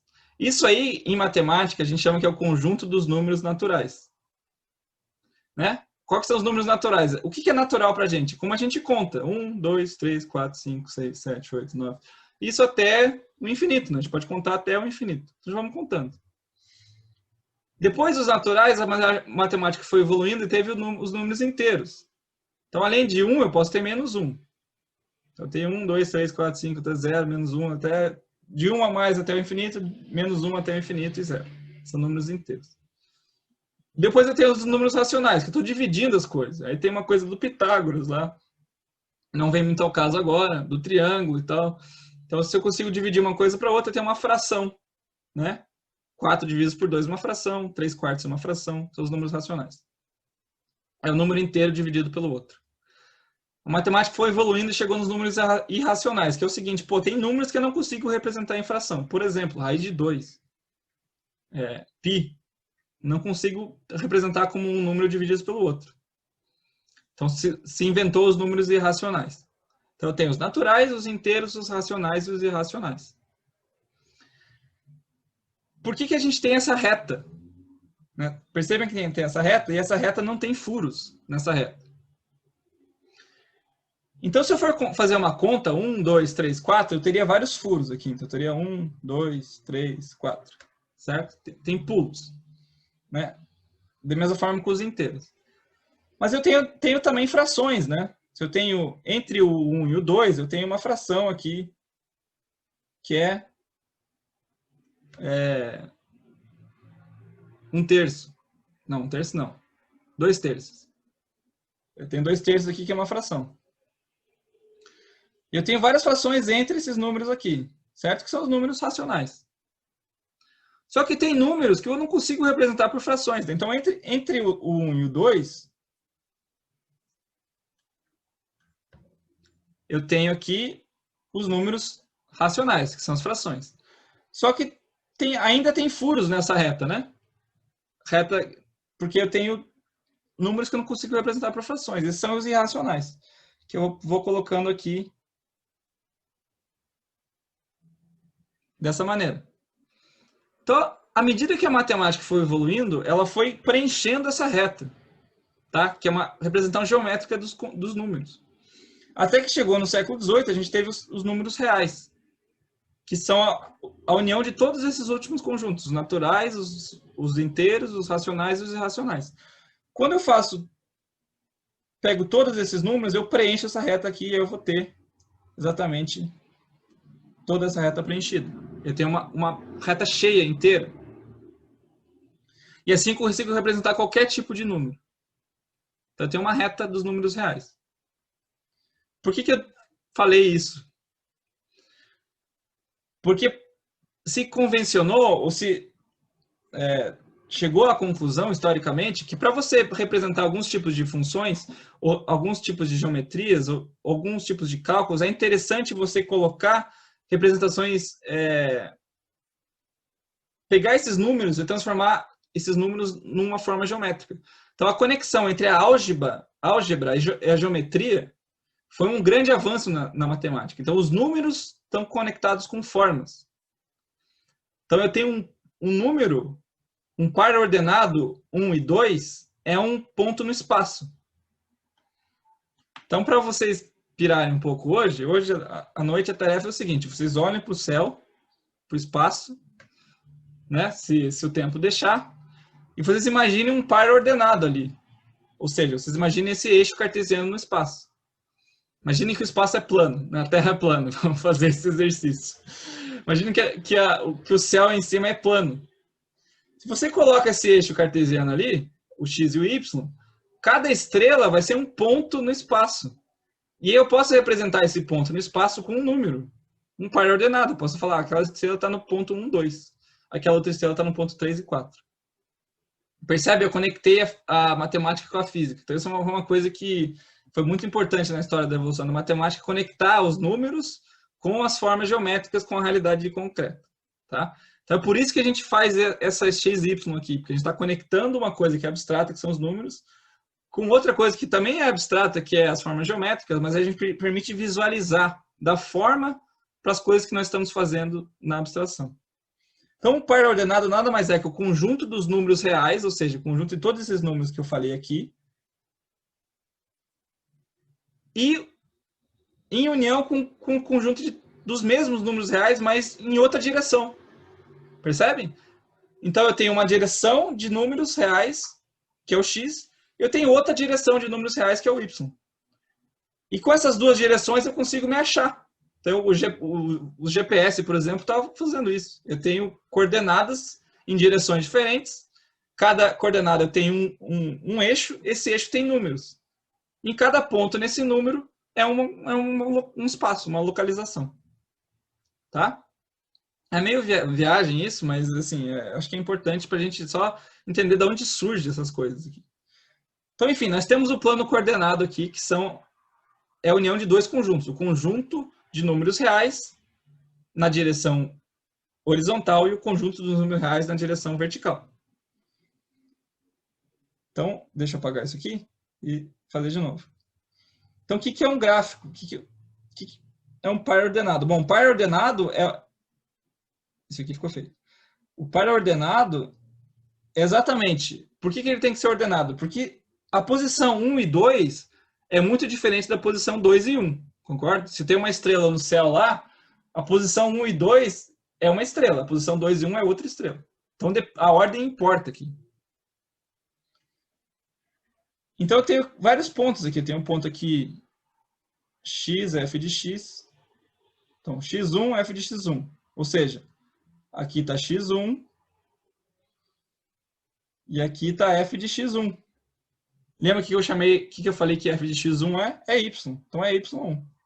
Eu tenho aqui x1, y1. Aqui eu tenho outro ponto. x2, f de x2. É outra estrela no espaço. Então, aqui y2, que é igual a f de x2. Certo? O que é uma função? Bom, a função, o gráfico de uma função é exatamente todos os pontos do plano coordenado, tais que y igual a f de x e x está no domínio de f. Então, eu posso falar, por exemplo, que uma função é uma coisa assim. Eu conectei todos os pontos, tá? Eu estou criando essa função. Que x, y igual a f de x e x está no domínio de f. Então, o domínio aqui, eu posso falar que é a reta dos números reais, que é toda essa reta aqui. Isso é um gráfico de uma função. Então, olha só. Lembra que eu falei que a direção é importante? Então, o que eu estou falando aqui? Eu estou falando aqui que, por exemplo, quando eu fixo x1 aqui, eu vou ter uma certa altura. Essa altura é exatamente f de x1. Quando eu fixo x2 aqui, eu vou ter uma certa altura. Essa certa altura é f de x2. Então, o que eu estou fazendo aqui? Eu estou fazendo uma regra. Eu estou levando x1 para f de x.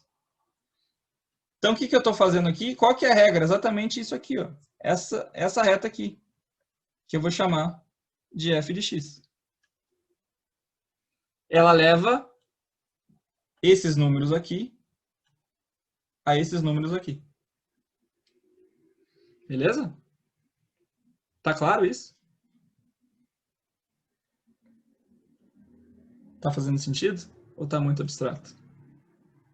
Ver se tem alguma pergunta. Vocês percebem a transformação aqui, né? Eu tenho, sei lá... Porque pensei, eu posso falar assim, como é que uma nave espacial se desloca no espaço? Pô, eu uso aqui, ó, se eu tiver as coordenadas dela, eu tenho x1, x2, f de x1, eu tenho, sei lá, a altura e a velocidade dela, eu sei... Isso aqui é a trajetória que ela faz no nosso mundo bidimensional aqui. Ó, me perguntaram aqui, a linha que liga os pontos é uma reta ou uma parábola? Eu posso fazer como se fosse uma reta aqui. Uma reta, a definição de uma reta é uma coisa que conecta dois pontos. Então, eu poderia muito bem ter feito isso daqui. Eu não fiz por escolha própria. Eu quis fazer uma parábola, mas eu poderia fazer uma reta. Como eu falei, é uma função que eu inventei aqui. Beleza? Mas é uma parábola.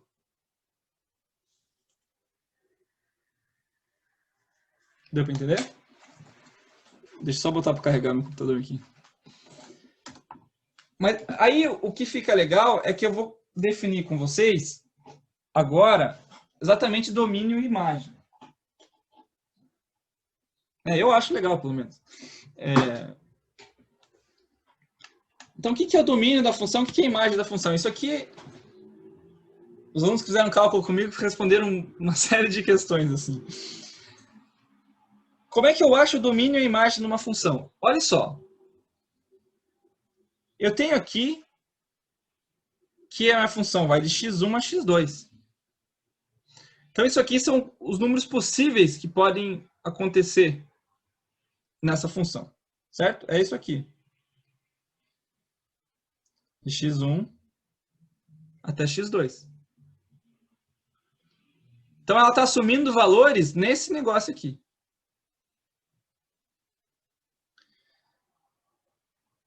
Então, vamos voltar lá atrás na definição de domínio. É o conjunto de todas as entradas disponíveis. Então, por exemplo, aqui, quantidade e custo total. Qual que é o conjunto de todas as entradas disponíveis? É o conjunto das quantidades disponíveis. Eu escolhi, nesse gráfico aqui, falar que a função vai de x1 a x2. Isso foi uma escolha minha. Ela está limitada entre x1 e x2. Então, nesse contexto aqui, o domínio da função é isso aqui. Todos os x que estão nesse intervalo aqui. Isso é o domínio da função. Então, se eu tenho alguma coisa aqui, essa função está no domínio esse elemento está no domínio dessa função. Agora, vamos ver se vocês estão ligados. E qual que é a imagem da função? Vamos ver se alguém acerta. Se eu vou fazer em laranja aqui, ó. Onde que eu desenho a imagem da função? Laranja, não sei. Vou fazer talvez em azul claro. Alguém arrisca? Se o domínio é entre x1 e x2, qual que é a imagem da função? Lembra que é a transformação que a máquina faz.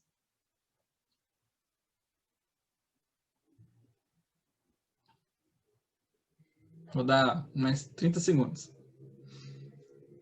Pode falar sem medo Se quiser mandar no privado também, sem problema. Ninguém arrisca? Não? Valendo uma placa também. Vamos fazer 2 placas lá na escola de negócios. A primeira para quem acertar a criptografia, a segunda para quem acertar qualquer imagem. Ninguém? Então, beleza. Se o domínio é o conjunto de todas as entradas disponíveis, ou seja, tudo que... Vamos lá. Tudo que essa função eu posso colocar dentro dessa máquina, como eu falei, eu defini que o domínio... Nesse contexto, foi uma escolha minha. Ó, alguém respondeu aqui.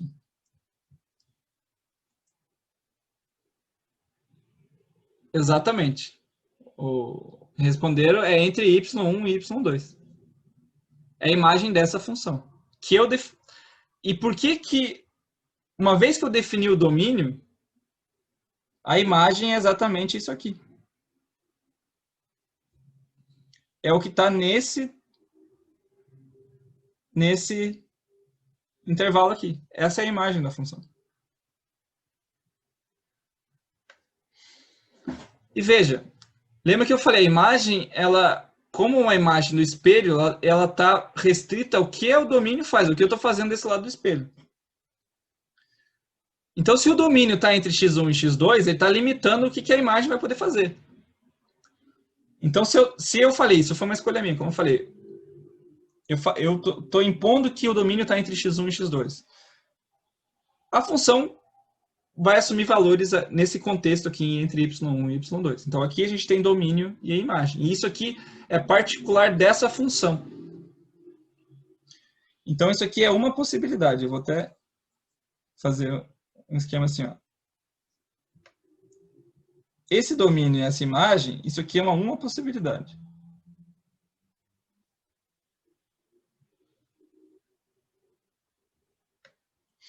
Eu posso ter outra função nesse eixo coordenado. Por exemplo,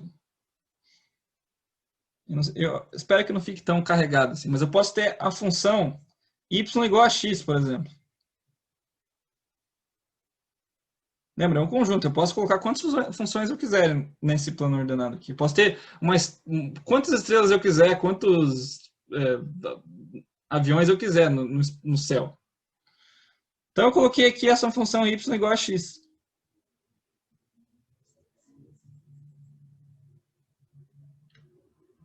Então, isso aqui também é uma função, y igual a x. Que lembra, x, nesse caso aqui, é igual a f de x. Essa função aqui é a 1, 1, 2, 2, 3, 3, 4, 4, 5, 5, 6, 6. Então, essa função sempre está em um ângulo de 45 graus nesse eixo, mas isso aqui a gente vai ver depois. Qual que é o domínio e a imagem dessa função? Alguém arrisca? Quais são os números possíveis dessa função? E quais são que eu posso colocar nessa função e quais são os números que eu posso obter dessa função? Vou colocar aqui, fazendo essas cores mais pastéis aqui. Vou fazer assim, ó. O que vocês acham?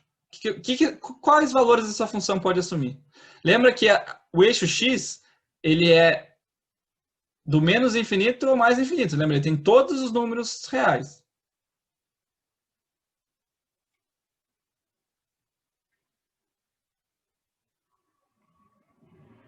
Ninguém também? Eu meio que dei a resposta já, né?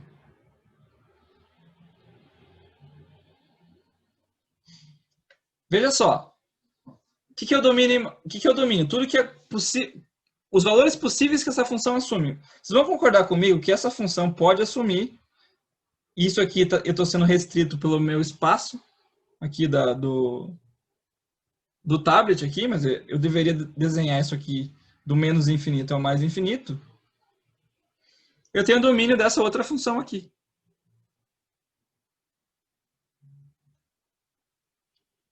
E a imagem vai ser daqui, ou seja, isso aqui até o infinito, tá? Até. Vou tentar colocar aqui para ficar... Mas vou exagerar para tentar passar a ideia. Então, essa aqui é a imagem. Ou seja, cada função vai ter um domínio e uma imagem específica dentro do eixo coordenado, dentro do eixo XY. Então, se eu tenho... Como eu falei, o que é o eixo XY? São simplesmente os números reais na direção vertical, na direção horizontal, esse é o eixo X, e os números reais na direção vertical. A união desses dois eixos vão dar um conjunto de pares ordenados, que é exatamente o eixo cartesiano, o plano cartesiano. Nesse plano cartesiano eu posso ter funções. O gráfico de uma função é exatamente essas coisas que conectam esses pontos. E esse gráfico vai ter domínios e imagens. Esse domínio e essa imagem está exatamente associado em quais valores ele pode assumir, ou quais valores você pode colocar nele, e quais valores vão sair dele exatamente numa maquininha que faz transformações. Beleza? Dúvidas aqui ou ficou claro?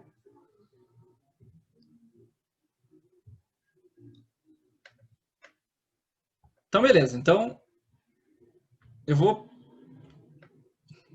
dar agora mais 2 exemplos e daí a gente encerra, porque eu acho que também talvez seja muita informação para um dia só. Mas vamos lá. Eu vou dar um exemplo numérico agora.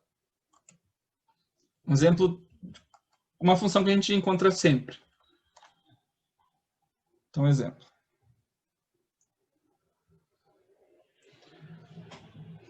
Uma função bem clássica é f de x igual 2x menos 1.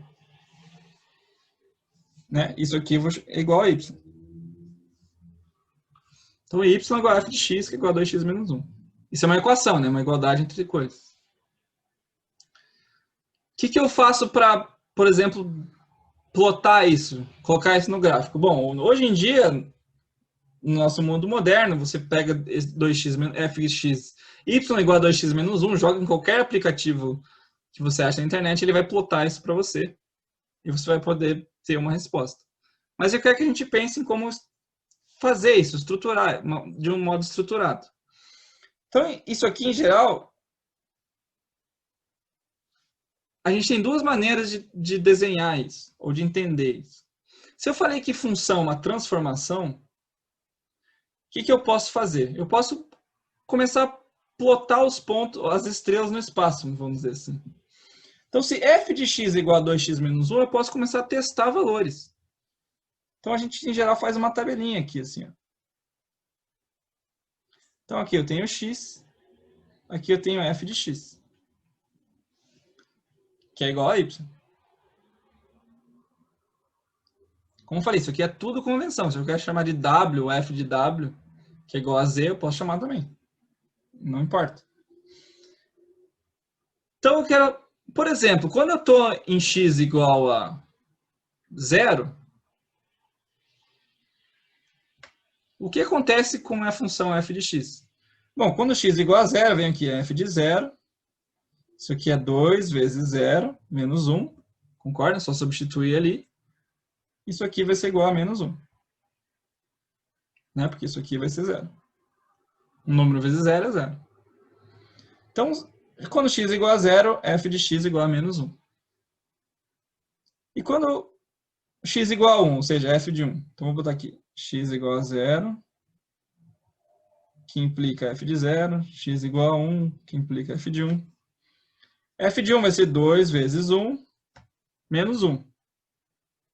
Isso aqui é 1. Então, quando x é igual a 1, f de x é igual a 1. Vou continuar fazendo isso. Quando x é igual a 2, isso é igual a f de 2, isso implica f de 2, então vai ser 2 vezes 2 menos 1. Isso aqui é igual a 3. Tanto aqui 2 e 3. Então, isso pode continuar infinitamente. Então, se eu, por exemplo, colocar x igual a 3, vai ser 2 vezes 3, que é 6. Menos 1 é 5. Então, 3 e 5. Então, se eu for plotar esse gráfico, o que eu faço? Eu venho aqui, desenho o meu eixo cartesiano, que é y, aqui é x.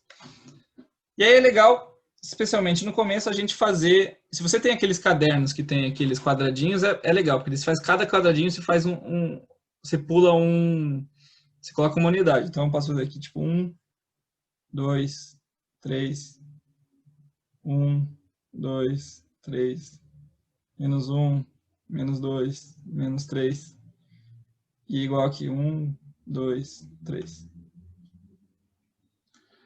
O que eu sei aqui? Vamos plotar esses pontos. Então, quando x é igual a 0, vamos fazer dessa maneira aqui, ó. Esse ponto aqui. Quando x é igual a 0, f de x, ou seja, y é igual a menos 1. Então, esse ponto é esse aqui, ó. Certo? 0 e menos 1. Quando x é igual a 1, fazer laranja, f de x é igual a 1. Então, eu vou ter aqui x igual a 1, f de x igual a 1. Então, é aqui. Então, vamos manter a mesma ideia. Então, quando x é igual a 2, ou seja, x igual a 2, f de x igual a 3. Então, venho aqui x igual a 2, f de x... É tipo quem já jogou... Como é que é o nome daquele jogo? Que você afunda o barco dos outros. Batalha naval. Batalha naval, exatamente. É tipo jogar batalha naval. Esse é o jeito de desenhar funções.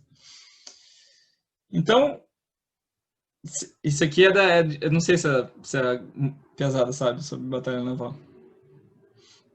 Mas depois vocês procurem lá, joguem. Outra lição de casa é jogar batalha naval. E o terceiro ponto aqui é 3. Acerta um destroyer, é bom. E aqui, vamos colocar aqui... O amarelo acho que não dá pra ver, né? Então deixa eu mudar a cor. Vou colocar aqui roxo.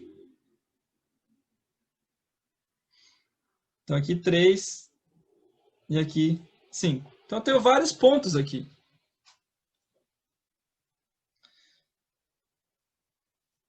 Então, se essa função for uma reta, que ela é, eu só precisaria de 2 pontos.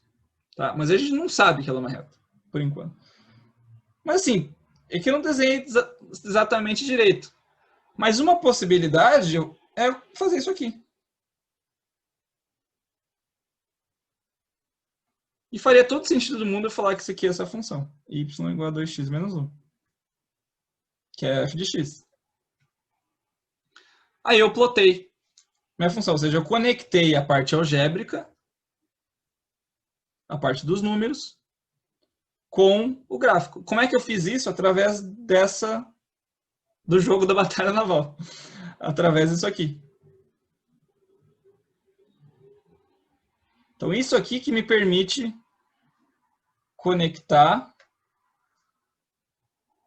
a geometria com a álgebra. Né? Porque o que eu estou fazendo? Estou pegando os números aqui, então estou avaliando a função nesses pontos, estou jogando nessa tabelinha aqui para saber quanto vale cada um, e isso me permite plotar isso aqui nesse gráfico. Eu tenho a função, ou seja, o gráfico dessa função.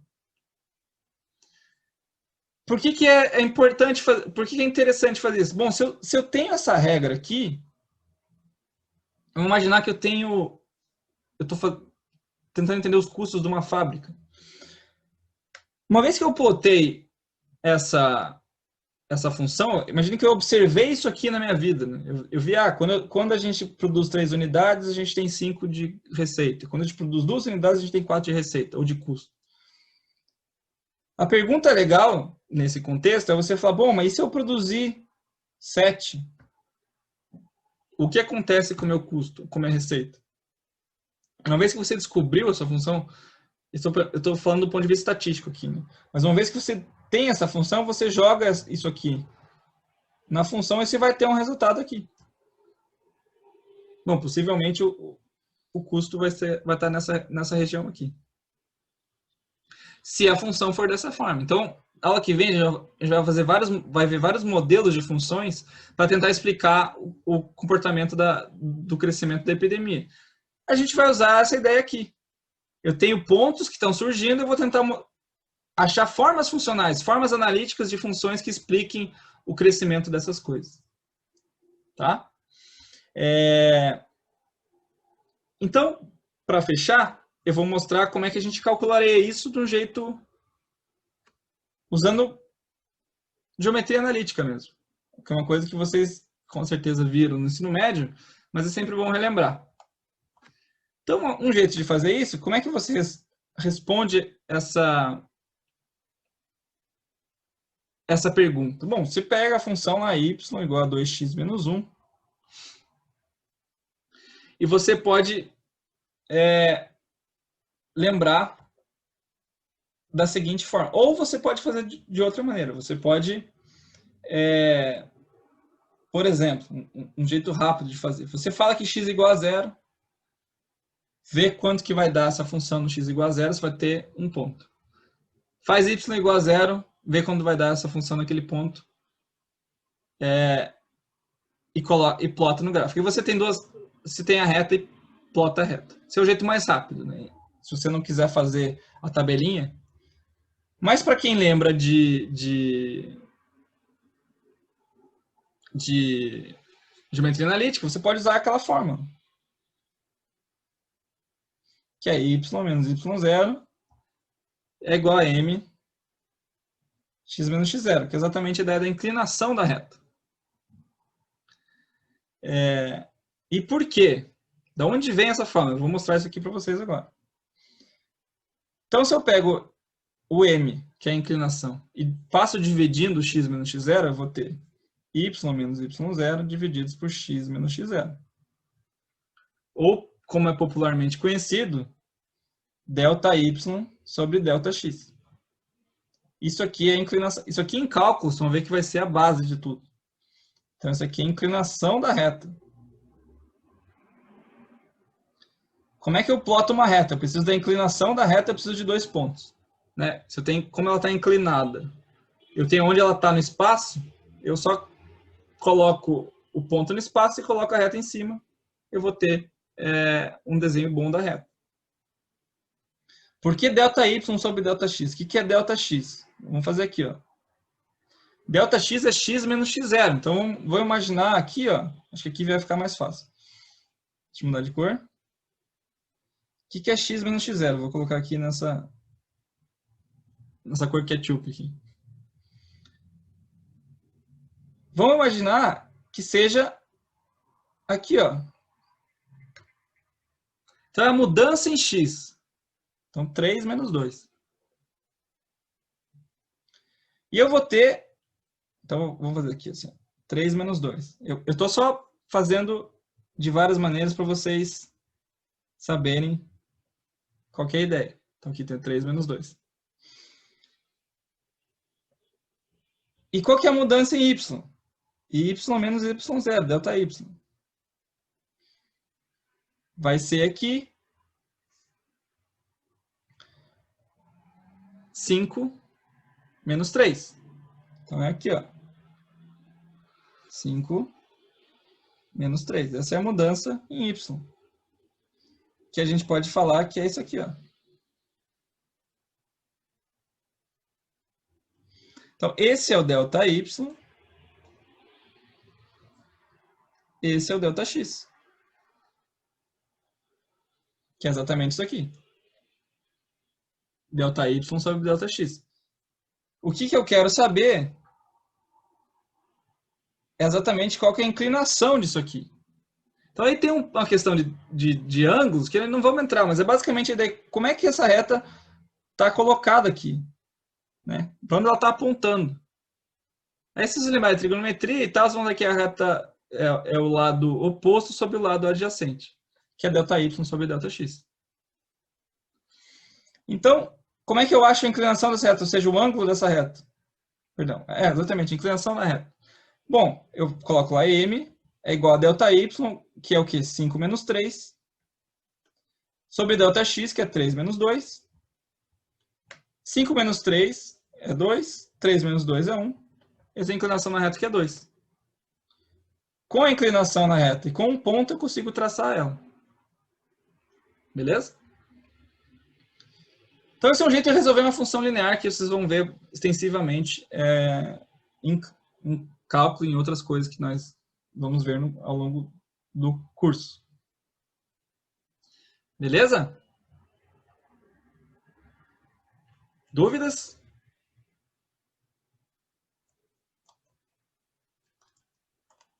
Então tá, eu teria algumas coisas a falar, mas eu acho que já é bastante informação para a gente digerir.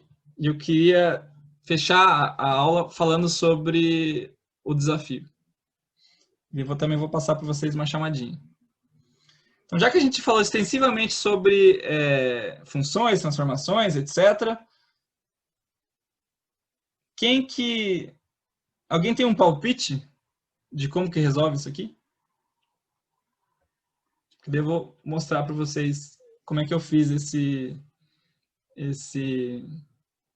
desafio.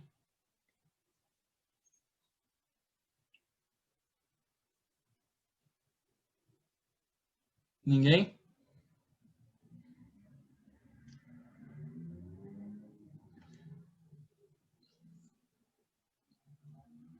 Então, deixa eu fazer isso aqui embaixo.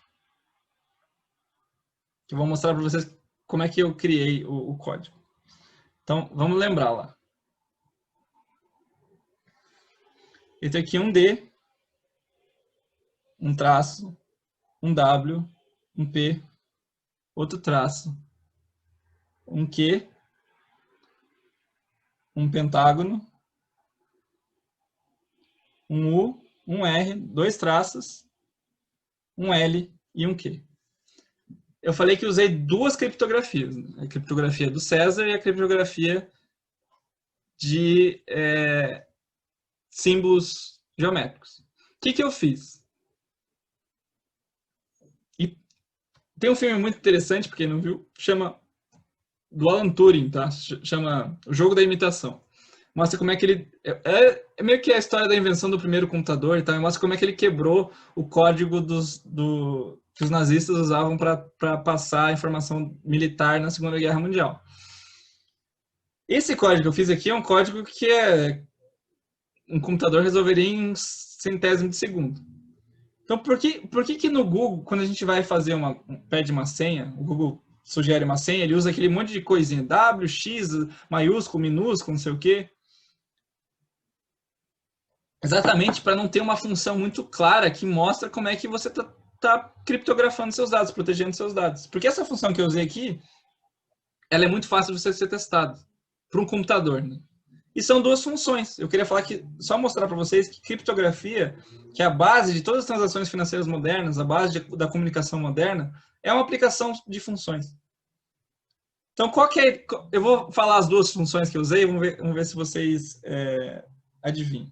Então, quando eu estou usando barras geométricas, eu usei a seguinte transformação. Então, eu fiz assim, A é uma barra. P é duas barras. C é um triângulo. E assim por diante.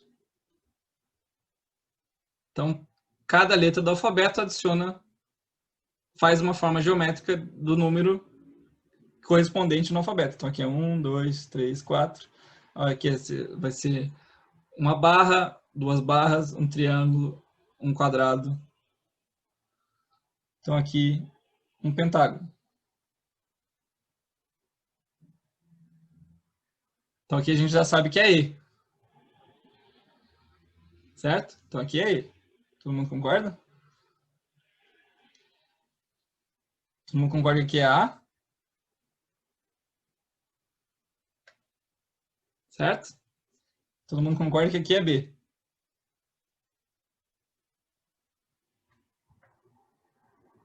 Tranquilo? Todo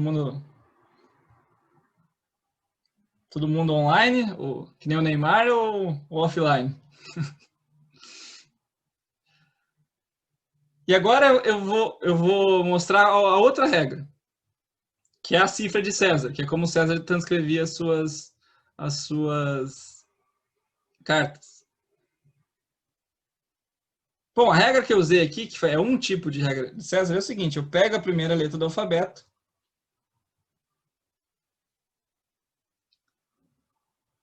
e transformo e jogo 4 letras para cima.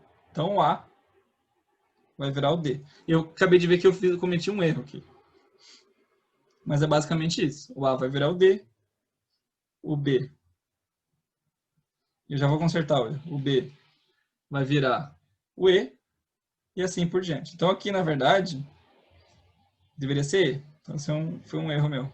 Ato falho meu. E aí, alguém tenta agora?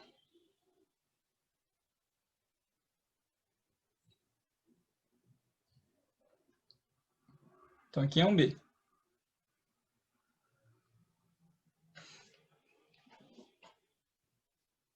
Todo mundo entendeu as duas regras? As duas criptografias? Se sempre uma mudança de A vai virar D, B vai virar E, claro, se eu for lá para o final, vamos pegar os últimos números. Então, por exemplo, X vai virar A, Y vira B e Z vira C. Então, se eu estou pegando uma letra e estou jogando 4 para frente, Batman e Robin, exatamente. Boa. Isso aí, Fábio. Ganhou uma placa. Ganhou uma fantasia do Batman. Isso aí. Todo mundo viu que é Batman e Robin?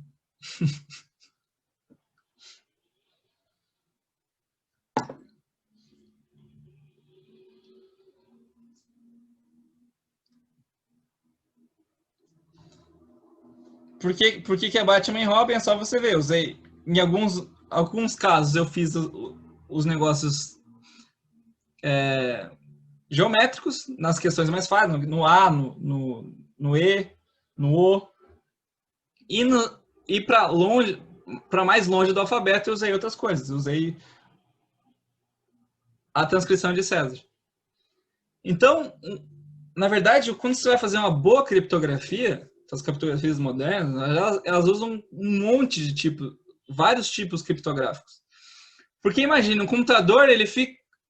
Quanto tempo um computador que tem tempo, ele não cansa, ele consegue fazer cálculos em centésimos de segundos, ele ia fazer alguns testes aqui, não com o computador esperto, mas ele tem tempo, ele tem capacidade de processamento. Ele vai tentando regras, em segundos ele quebra esse código. Se eu coloco várias criptografias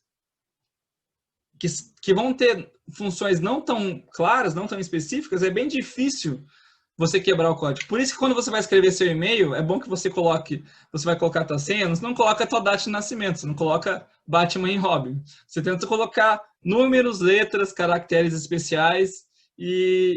Por quê? Porque a combinação de coisas que você está usando, quando o computador ficar tentando, se o hacker ficar tentando quebrar o teu código, é difícil, porque a tua criptografia não é tão simples.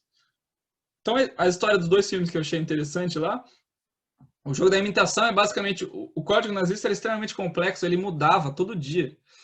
Mas ele mudava via uma regra específica. Então, o que o Alan Turing fez? Ele inventou um computador que aprendeu essa regra de como o código mudava, e aí ele decifrou essas mensagens. E aí, do Zodíaco, o interessante é que... Na verdade, o interessante do filme não é o código em si, porque ele foi quebrado meio rápido, assim. O interessante é o que aconteceu em toda a história, mas ele usava... Como é que ele fez o código dele? Ele pegou essas criptografias modernas, ele pegou também criptografias medievais, então ele usava símbolos medievais, assim. Então, se vocês darem uma olhada no filme, vocês vão ver que ele usava um monte de símbolo estranho, assim, para passar as mensagens deles. O que é isso aqui? São funções. Funções que levam números ou funções, relações, né? Isso aqui, na verdade, são relações. Relações que levam coisas para outras coisas. Se você pensar no Google Tradutor, por exemplo, o Google Tradutor é uma relação. Ele está levando um conjunto de coisas a outro conjunto de coisas. Uma língua, o português ao inglês. É uma regra. Você descobriu a função que leva o inglês ao português, você sabe traduzir uma língua, que é o que o Google Tradutor faz. Por que é tão difícil quebrar o código do blockchain? Aí você me pegou, não sei te explicar. Eu já ouvi algumas respostas, mas eu realmente não consegui explicar isso. Mas é uma boa pergunta para... Vou ver se na próxima aula eu consigo explicar isso para vocês.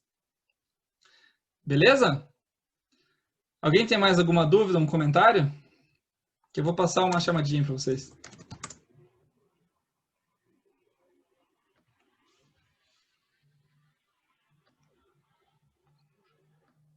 Sem dúvidas? Então é o seguinte. Eu vou passar um link, porque como isso aqui vai valer atividades complementares, vocês vão poder... vão ganhar um certificado e tal. Então, qual que é a ideia? Na aula de hoje, eu só vou passar uma chamada. Vocês coloquem seu e-mail, a turma, ou seja, o curso que vocês fazem e o nome. Tá? Então, eu vou fazer... Vão ter 3 campos, na verdade. O curso e o nome. E o teu e-mail.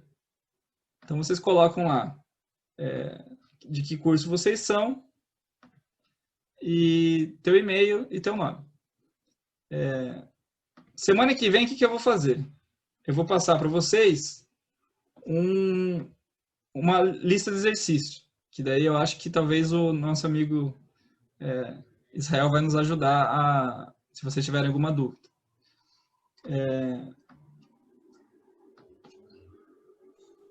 Se precisarem tirar alguma dúvida, estou aqui. Só não vale pedir para eu criptografar um texto aí, é só computador mesmo. Se alguém quiser trazer uma criptografia semana que vem para a gente quebrar, vai ser divertido também. Semestre passado me passaram criptografia, eu esqueci, mas me passaram para quebrar um código. Na verdade, eu passei para os alunos fazerem entre si os códigos. Mas, enfim. A ideia é essa. Hoje a gente eu vou passar, vai ser essa revisão, vou passar a chamada para vocês. Semana que vem eu vou falar mais sobre funções, vou trazer uma lista. O ideal é que vocês resolvam essa lista até a aula do Rodolfo, que vai ser daqui 2 semanas, para vocês já chegarem no conteúdo que o Rodolfo vai passar, que é limites derivados, um pouco mais já maleados em lembrar como faz essas contas, porque vai ser importante para o conteúdo que ele vai passar. Beleza? Bom, eu acho que a minha exposição era essa. Se vocês tiverem uma dúvida, se quiserem mandar um e-mail, alguma coisa assim, um zap, pode mandar que daí eu posso esclarecer alguma dúvida com vocês. Semana que vem a gente vai falar sobre tipos de funções, então polinômios, funções quadráticas, etc. E vai usar isso aplicar isso na questão da epidemiologia do Covid. Tranquilo? É isso aí, galera. Obrigado pela presença. Tranquilo, valeu, Frota. Show, muito legal, bem didático. Espero que